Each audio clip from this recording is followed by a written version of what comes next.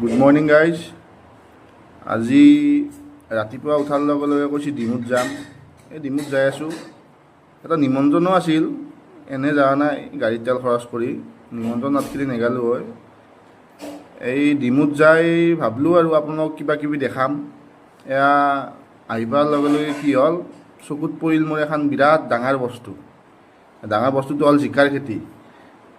জিকাৰ খেতিখিনি দেখাওঁ বুলি ভাবিলোঁ, কিন্তু জিকা সিমান ভাল হোৱা নাই, এটাই লাগছে গাছত। তাৰপিছত পেহীহঁতৰ ঘৰ পালোঁ। ঘৰ পাই দেখা পালোঁ আগতে আমি পঢ়ি অহা অকণি আনে অমিতা, আমিনা আনে আম, সেই বস্তুটো দেখা পালোঁ। তাৰমানে অকণে অমিতা এৰ পাই নিছিল। ইয়াতে তাৰমানে কি কৰে, বস্তুটো বহুত ডাঙৰ ডাঙৰ অমিতা হয়, অকণে সেইকাৰণে এৰ পাই লৈ গৈছিল। আৰু বাকী এনেকৈ কৈ থাকোঁতে ভাত খাবই মাতলা। ভাত খাব মাতাৰ পিছত আৰু মই এনেকৈ অমিতাকেইটা দেখি আছিলোঁহে, কিবাকৈ তন্নি দিয়া নাই। ভাত চাত খাই কিনে আৰু এনেকৈ ঘৰত গুচি আহিলোঁ। ঘৰত গুচি আহি আৰু বাকীখিনি হ'ব দে আৰু সামৰিলোঁ।